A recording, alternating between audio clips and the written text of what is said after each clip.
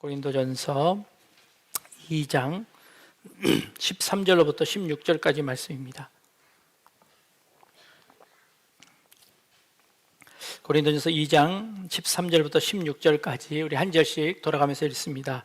우리가 이것을 말하거니와 사람의 지혜가 가르친 말로 아니하고 오직 성령께서 가르치신 것으로 하니 영적인 일은 영적인 것으로 분별하느니라.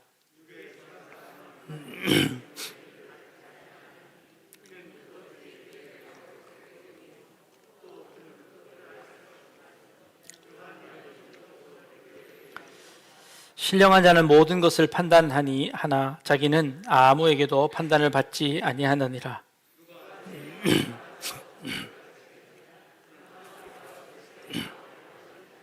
아멘. 여러분들이 기도해 주셔서 은혜 가운데 미국 비전 트립 잘 다녀왔습니다. 오늘 말씀 전하면서 조금 자랑을 해야 될 것 같아서 사진 몇 장 보여드리려고 합니다. 우리 친구들과 함께 다녀왔습니다. 이 친구들과 함께 갔는데요. 그랜드 캐년을 다녀왔습니다. 제가 제 핸드폰으로 직접 찍은 사진들입니다. 다음 사진. 네, 이 반응 좋습니다. 그래야 제가 자랑하는 맛이 좀 나지요. 네. 네, 그 다음 사진, 네, 보여드렸습니다. 그랜드 캐년은요, 그 다음, 조금 이따 보여주십시오. 그랜드 캐년, 아니요. 그 전 사진으로, 네. 그랜드 캐년은 남과 북이 약 400km 이상 되는 거리입니다. 그러니 우리나라의 서울과 부산 정도의 거리만큼의 저런 계곡들이 이렇게 이어지고 있지요. 그리고 그 깊이는요 1.5km 정도 된다고 합니다. 그러니 1.5km를 내려가야 밑에 이렇게 바닥까지 내려갈 수 있는 아주 장엄하고 웅장한 그런 곳입니다. 국립공원으로 지정되어 있어서 어떠한 훼손도 없이 자연 그대로 보존되어져 있습니다. 그리고 그랜드 캐년 그 다음에 본 캐년은 그 엔텔롭 캐년이라고 1980년도에 발견되었고 인디언들에 의해서 당시에는 사진 작가들에게만 공개되어서 작품으로 나오다가 최근에 이제 일반인들에게 공개가 되어서 인디언들의 보호를 받아서 인디언들과 함께 그곳에 이제 이 지면 밑 바닥에 있어서 인디언들과 함께 내려가서 이렇게 좀 투어를 하게 되는 그런 곳이었습니다. 그래서 저도 이번 여행에 처음으로 가본 곳이어서 그곳을 지나게 되었습니다. 뭐 이런저런 눈 덮인 산도 보고 계곡도 보고 그렇게 다녀왔습니다.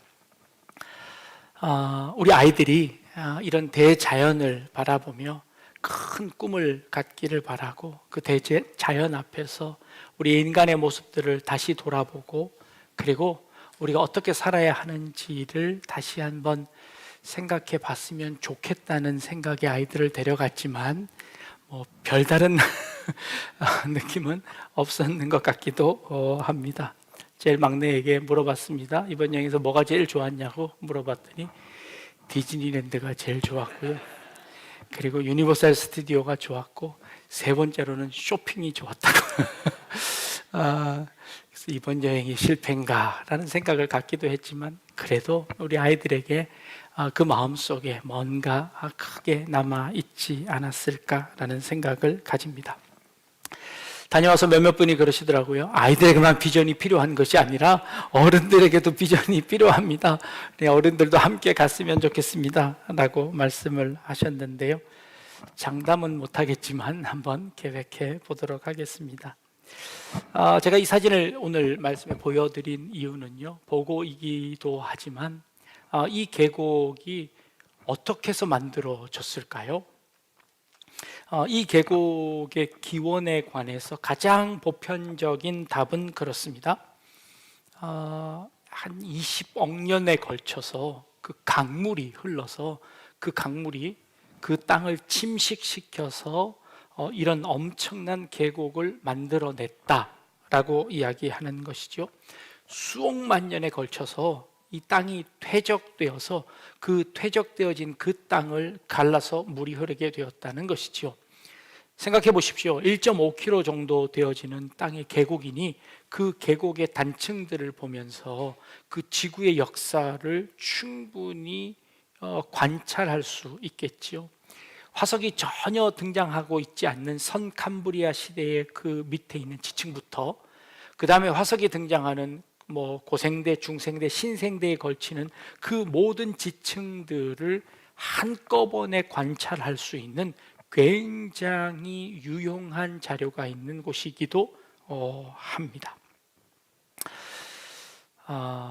그런데 이 그랜드 캐년을 보고 또 다른 해석을 하는 사람들이 있습니다. 그 해석은 어떤 사람들이냐면 바로 창조과학회에서 하나님께서 이 땅을 만드셨다는 증거가 이 그랜드 캐년에 보여진다라고 주장하시는 분들입니다.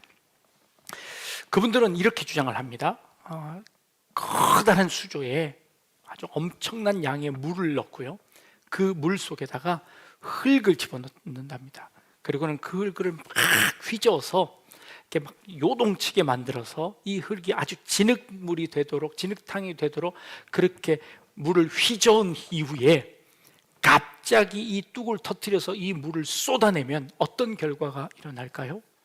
그 안에 있던 물들이 이 흙의 비중에 따라서, 흙의 무게에 따라서 무거운 흙들은 먼저 쌓이고 그 위에 또 조금 가벼운 흙들이 쌓여져서 지층을 이루더라는 거예요. 그러면서 이 그랜드 캐년에 보여지는 이 증거들은 수억 만 년이 걸쳐서 이 퇴적되어진 그 땅에 강물이 흘러서 그것을 계곡을 만들어낸 것이 아니라 지구에 어마어마한 대홍수가 있어서 그 물이 이 전 지구를 가득 메웠다가, 그리고 그 물이 한꺼번에 바다로 빠져나가면서 이 엄청난 계곡을 만들어냈다라고 주장하는 겁니다. 그래서 그 전 지구적인 대홍수는 성경에서 우리가 너무나 잘 아는 것처럼 노아 시대에 일어났던 그 홍수로 인해서 그 일들이 일어났고, 그 홍수로 인해서 이 어마어마한 그랜드 캐년이 만들어지게 되었다라고 주장하는 그런 견해입니다. 그 견해를 창조과학회의 또 세계 창조 선교회 회장 되시는 박창성 교수의 의견을 요약을 해서 한 3가지 정도로 보여드리면요, 바로 이런 겁니다. 첫 번째로요, 광대한 이 그랜드 캐년은 그 그랜드 캐년을 흐르고 있는 그 콜로라도라는 그 조그마한 강이 만들어냈을 거라고는 도저히 상상할 수 없다. 그리고 그 그랜드 캐년은 형성되기 전에 이미 엄청난 지각 변동이 일어나서 그 지각 변동으로만 설명되어질 수 있다라고 이야기합니다. 그리고 그 양쪽에 있는 사면을 보면 테일러스가 없다라고 하는데, 이 테일러스가 뭐냐면, 이 강이 만약에 침식을 시켰으면, 강이 흙을 깎아냈으면 그 깎아낸 흙 부스러기들이 그 주변에 널려 있어야 하는데, 이 그랜드 캐년에는 그런 부스러기들을 하나도 찾아볼 수 없고 아주 날카로운 사면을 발견할 수 있다는 거죠. 그 사면을 볼 때 이것은 한꺼번에 물이 쓸려 내려가지 않고는 이루어질 수 없는 것이다 라고 주장하는 것입니다. 이게 창조과학에서 주장하는 그런 견해입니다. 자, 이런 견해를 들으면 고개가 끄덕여집니다. 그 말이 맞는 것 같아요. 그런데요, 이 창조과학에서 같이 활동하다가 그곳을 나와서 새로운 학파를 형성하고 있는 양승훈 교수라는 분의 견해를 보면 또 다른 견해를 이야기하고 있습니다. 만약에 그 다음 그림 한번 보여주실까요? 자, 그 다음 그림. 요겁니다. 콜로라도 강이 이렇게 조그맣게 흐르고 있으니 이 강이 저 큰 계곡을 만들 수 없겠다라고 이야기한 것이 바로 그 창조과학의 이론이지요. 그런데 이에 반대로 양승은 교수는 다른 견해를 이야기하고 있습니다. 3가지 견해를 이야기하고 있는데요. 만약에 그렇게 대홍수가 일어났다면 이 그랜드 캐년은 일직선으로 흘러야 될 것이다. 왜냐하면 한꺼번에 많은 물이 흘렀으면 그것이 꾸불꾸불하게 되지 않고 직선으로 큰 물이 흘러가게 되지 어떻게 꾸불꾸불하게 되겠느냐. 우가코는 뭔지 아십니까? 이렇게 원형으로 이렇게 되어져서 끝에 이렇게 그 모래사장이 생겨지는 그것을 의미하는 겁니다. 같은 의미입니다. 또 하나는 이 그랜드 캐년의 횡단면을 보면 비대칭이라는 거죠. 물이 한꺼번에 흘렀으면 이게 대칭적으로 만들어져야 되는데 비대칭이라는 것은 한쪽에 비가 많이 와서 더 많이 깎여졌을 것이다 라고 주장하는 겁니다. 그 다음 그림을 보면요, 바로 이런 예입니다. 그랜드 캐년을 위에서 보면 이렇게 물이 구불구불하게 사천을 이루고 있습니다. 이것은 한꺼번에 물이 흘렀다는 것을 증명할 수 없다라고 이야기하는 것이고요. 그 다음 그림을 보면요, 네, 이렇게 단면이 다르게 되어 있는 것은 한꺼번에 물이 흘렀다는 것에 증거가 되지 못한다라고 이야기하는 겁니다. 자, 그러면 이제 여러분들에게 우리 비전 트립을 가서도 우리 친구들과 함께 토론했습니다. 어떤 말이 맞을까요? 누구의 말이 맞을까요? 자, 이 두 사람은 모두 다 하나님께서 이 우주를 창조했다는 사실을 믿는 사람들입니다. 하나님께서 이 온 우주 만물을 창조하시고 만드셨다는 것에 대해서는 이 두 사람 다 아무런 저항을 갖지 않습니다.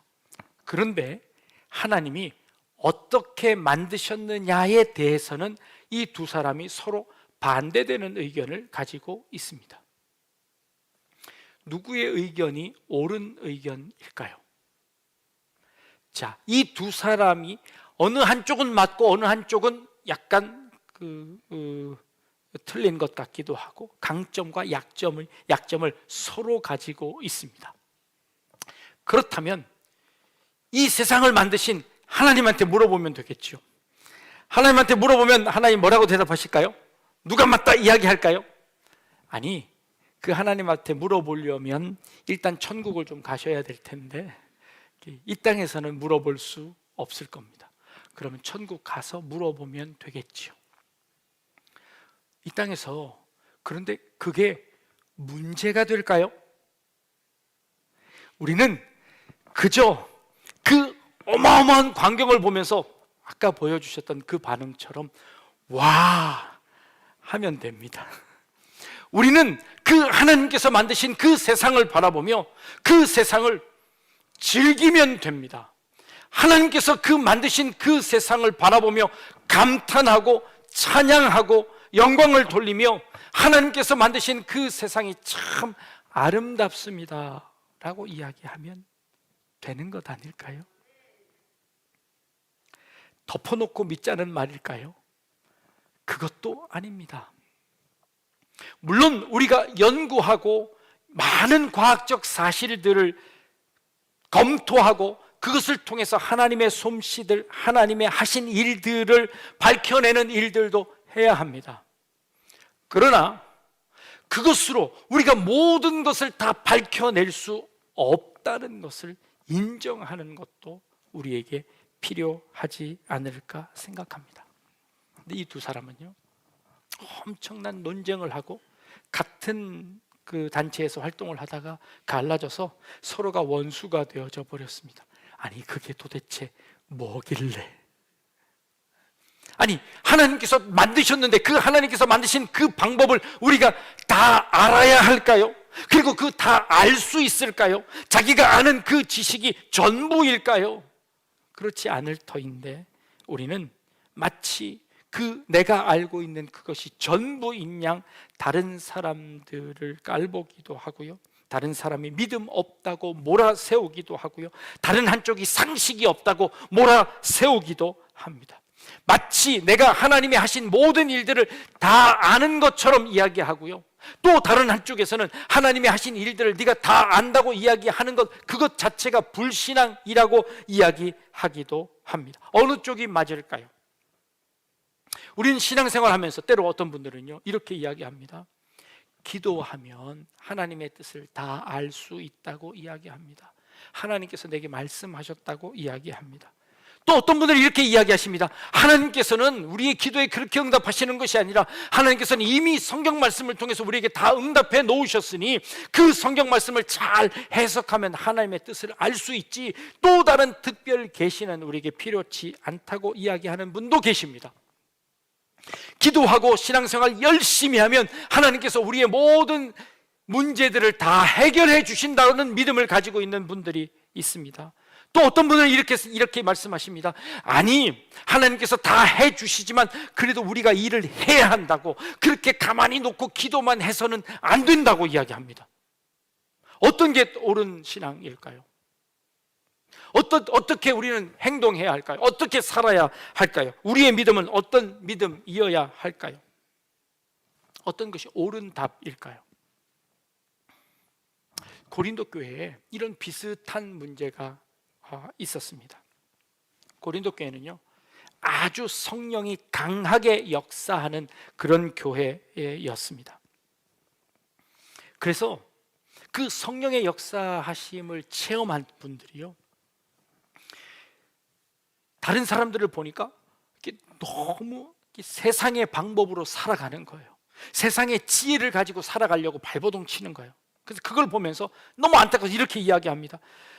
성령을 체험해야, 성령께서 말씀하셔야 그 말씀대로 행동하는 것이지, 너는 왜 자꾸 네 인간적인 방법을 동원해서 살라고 하느냐 라고 그 사람을 나무라기 시작했습니다. 그것이 한 단계 더 나아가서요, 성령님께서 내게 말씀하셔서 이렇게 하라고 말씀하셨는데 너 왜 이렇게 하지 않느냐고 그 사람을 꾸지람하기 시작했습니다. 그랬더니요, 다른 한쪽에서 성령님께서는 나에게 다른 말씀을 하셨는데요 하고 그 성령께서 다른 말씀하신 것을 주장하기 시작했습니다. 서로 다른 성령의 말씀을 이야기하기 시작했습니다. 누구의 말이 옳은 걸까요? 하나님께서 내게만 말씀하셨다, 나에게만 특별히 말씀하셨으니 이 말씀이 옳은 말씀이다 라고 주장하기 시작했습니다. 누구의 말이 더 옳은 말일까요? 심지어 오늘 본문처럼 이렇게 이야기합니다. 나는 신령한 사람이기에 모든 것을 판단할 수 있다, 그러나 나는 아무에게도 판단받지 않는다 라고 주장하는 사람까지 생겨났습니다. 나는 성령의 체험을 한 사람이니 내가 하는 판단, 내가 하는 모든 말들은 다 옳은 말이니 너희는 내 말을 들어야 한다라고 주장하는 사람이 생겼습니다. 그럼 다른 한쪽에는 성령이 없는 걸까요? 실제로 고린도 교회는요, 그런 일들이 있었습니다. 이 성령의 방법대로 살지 아니하고 인간의 방법대로 자신의 육신의 정욕을 따라서, 욕심을 따라서 사는 사람들이 많이 있었던 것도 사실입니다. 그렇다고 해서 그 모든 사람들을 다 그렇게 치부할 수는 없는 것이지요. 본문에 이렇게 이야기하고 있습니다. 그래서 사도 바울은 이렇게 이야기합니다. 누가 주의 마음을 알아서 주를 가르치겠느냐. 이게 엄청난 말이죠. 성령을 받았다고 하는 그 사람이 하나님의 마음을 다 안다는 겁니다. 그래서 하나님의 마음을 네가 다 알기 때문에 그래서 예수님을 가르칠 수 있느냐라고까지 이야기하는 겁니다. 누가 주의 마음을 주님보다 더 잘 알 수 있느냐라고 이야기하는 것이죠. 하나님에 대해서 너무 잘 알아서 하나님에 대해서 모든 것을 다 아는 것처럼 그렇게 이야기하는 것이죠. 과학으로 하나님을 이 세상을 다 설명할 수 있나요? 우리가 성경을 분석하면 그 성경으로 이 세상에 일어나는 모든 것들을 다 설명할 수 있을까요? 성경은 그런 책이 아닙니다. 성경은 과학적으로 증명해낼 수 있는 그런 책이 아니라는 것이죠. 그런데 우리는 마치 모든 것을 다 아는 것처럼, 내가 주장하는 것이 다 옳은 것처럼 이야기한다는 것이죠. 신앙이 오래되면 오래될수록 신앙이 자꾸 외골수화되어집니다. 그리고 신앙이 자꾸 율법화되어지고 신앙이 자꾸 형식화되어집니다. 신앙이 오래되면 오래될수록, 내가 하나님에 대한 지식이 쌓이면 쌓일수록, 아니 고개가 숙여져야 하는데, 더 겸손해져야 하는데, 내가 더 많이 모른다고 고개 숙여야 하는데, 우리의 신앙의 연조가 오래되면 오래될수록 우리는 자꾸 하나님에 대해서 더 많이 아는 것처럼 이야기합니다. 그리고 안 되는 것들이 점점 많아집니다. 이게 예수님 당시에 율법사들, 대제사장들이지 않습니까? 하나님은 이런 분이야, 하나님이 이걸 좋아하셔, 그러니 우리는 이렇게 해야만 해 하고 하나님을 규정해 버렸습니다. 그래서 내가 아는 그 하나님이 전부 다야 라고 그 하나님처럼 내가 아는 그 방법대로 신앙생활 해야 된다고 주장하는 겁니다. 신앙이 자꾸 고착화되고 율법화 되어지는 것이지요. 신앙생활을 하면 할수록 화가 많아진다면 우리는 그렇게 율법화 되어지고 있는 것입니다.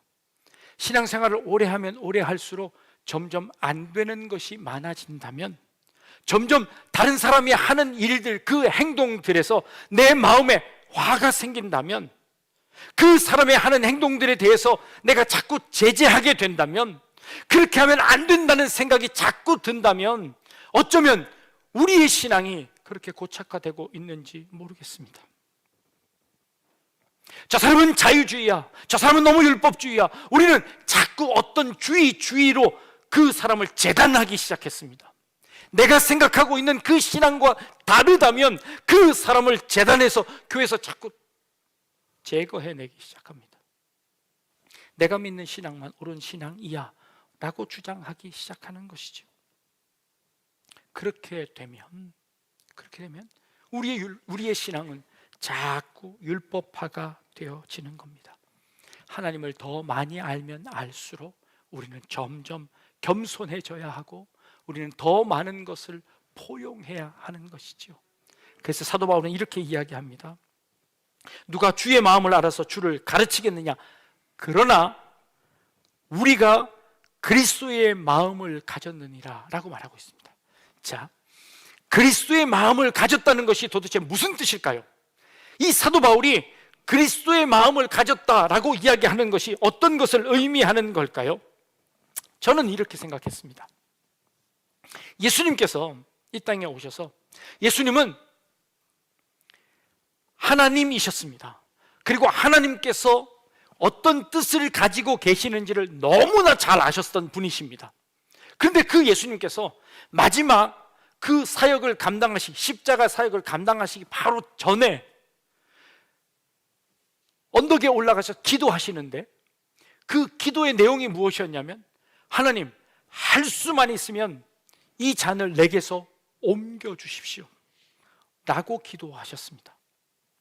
아니, 그것 반드시 해야 되는 것이라고 아셨고 그것 때문에 오셨음을 예수님은 아셨습니다. 그럼에도 불구하고 지금 예수님께서 그것 안 하겠다고 이야기하시는 겁니다.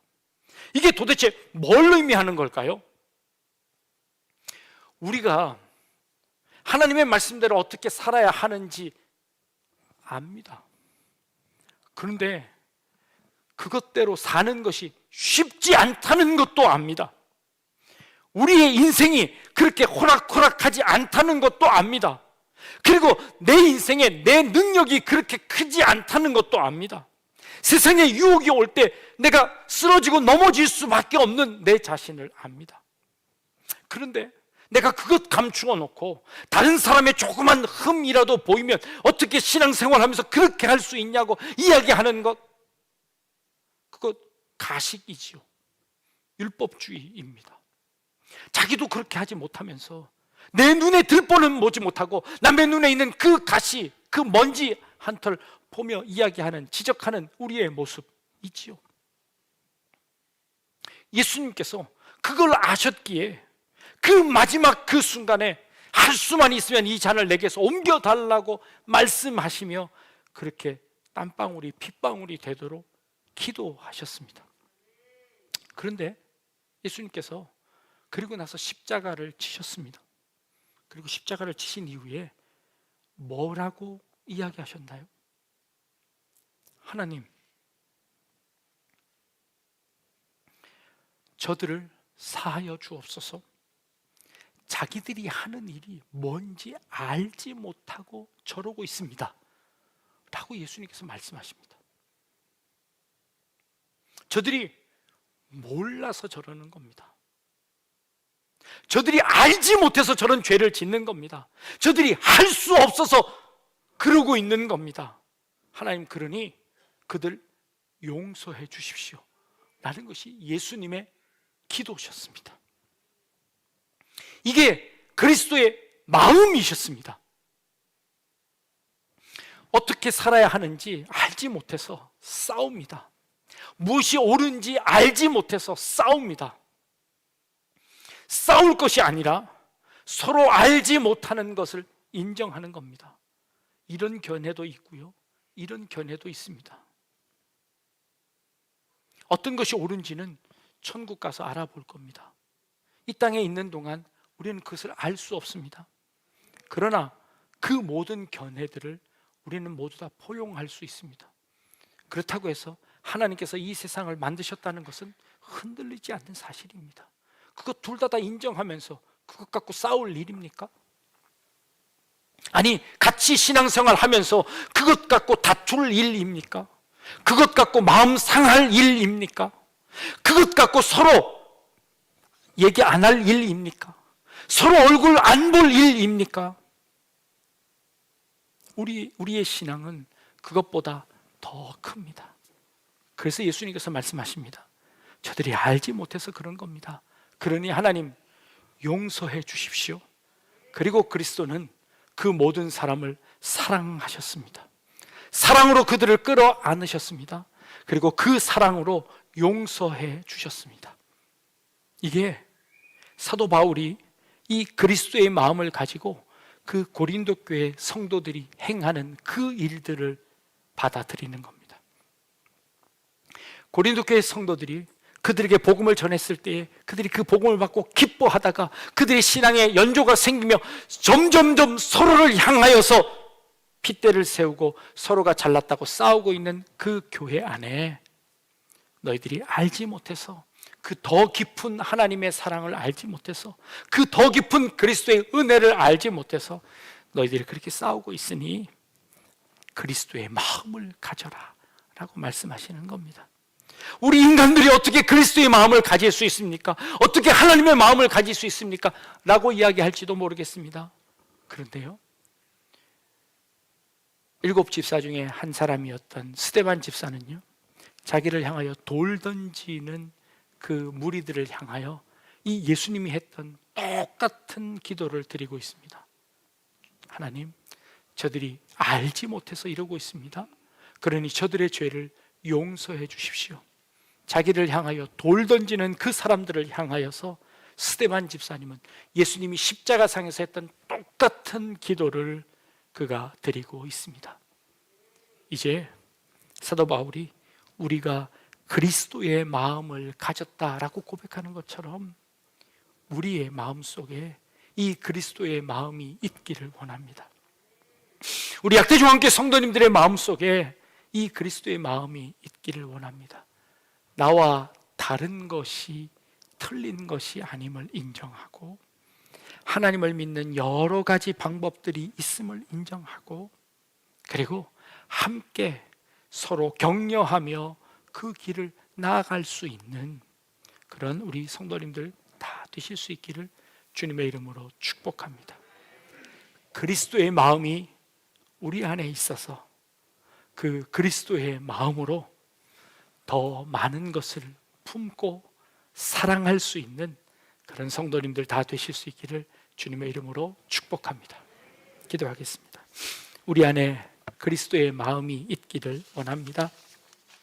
저들이 알지 못해서 저런 죄를 짓고 있습니다.